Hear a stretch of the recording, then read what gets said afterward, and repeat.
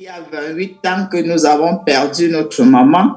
Je ne pense pas que si aujourd'hui un enfant meurt ou une personne meurt de nous, on va dire que c'est parce qu'on n'avait pas déterré le crâne de maman que je suis successeur, mais j'ai refusé que je ne pouvais pas déterrer le crâne de maman. Et je les ai dit que vraiment, dès aujourd'hui, il faut que vous sachiez ma position.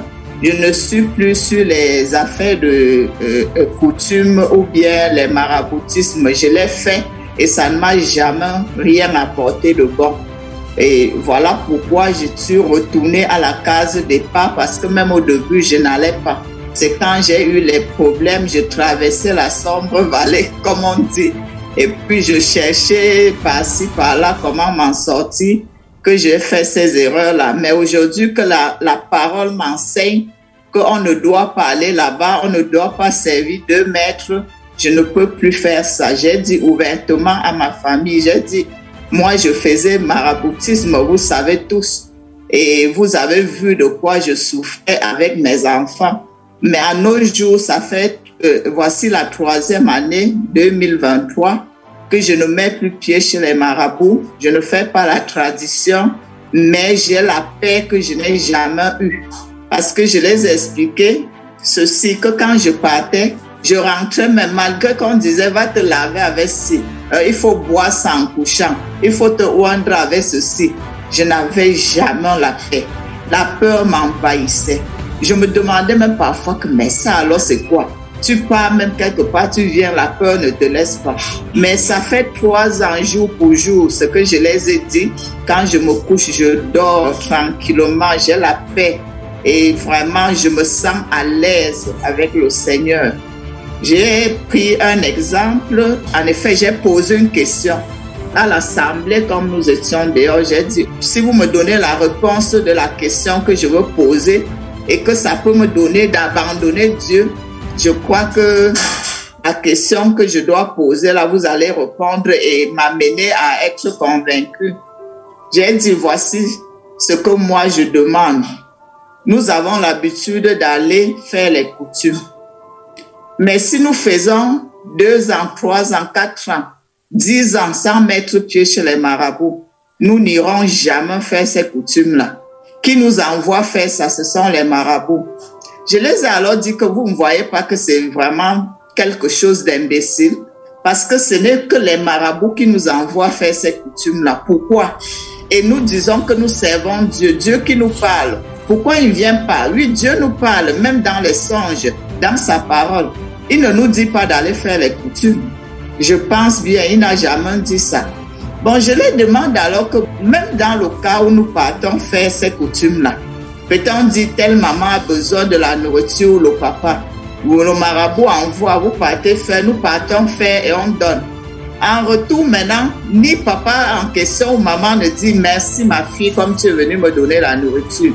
Je les ai demandé que vraiment, moi je ne comprends pas.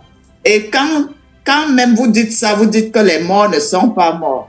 Donc les morts sont morts seulement quand il faut parler pour vous dire merci ma fille, j'ai besoin de manger, la bouche ne parle pas. Mais dans vos rêves, quand vous voyez l'ennemi prend la face de nos parents ou de quelqu'un de cher pour nous, pour venir nous nuire avec, nous disons qu'elle est venue dire que, elle est venue, elle a fait ci, ou il est venu, il a dit ça.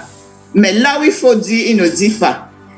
Hein? Il ne dit pas. Pourquoi c'est aller donner la nourriture que nous allons passer par un marabout. Et même quand nous donnons de quelle manière? Hein? L'être humain aime la propreté. Nous mangeons dans l'assiette. Après maintenant avoir rendu l'âme, nous partons verser la nourriture à terre en disant que c'est pour nos parents. Et même quand tu verses cette nourriture-là, si ce n'est pas bien conçu là où tu verses, en sortant les chiens, les chats, les fourmis, c'est leur nourriture. Et vous voyez que c'est normal de verser la nourriture de l'être humain, soi-disant il n'est pas mort ou elle n'est pas mort à terre, comment, alors que toi tu manges dans l'assiette. J'ai posé cette question, personne ne m'a répondu. J'ai dit que vraiment, moi je ne comprends pas. Si aujourd'hui, là, ça fait 28 ans que ma maman est morte, ce que je les ai dit, mais ma maman en mourant ne m'avait jamais dit que ma fille, là où je pars, tu vas rester. La seule personne à qui tu auras comme intermédiaire de ce que j'ai dit, c'est le marabout. Elle ne m'a jamais dit ça. Raison pour laquelle je ne mets plus pied chez les marabouts. Parce que ma mère est morte, elle est morte.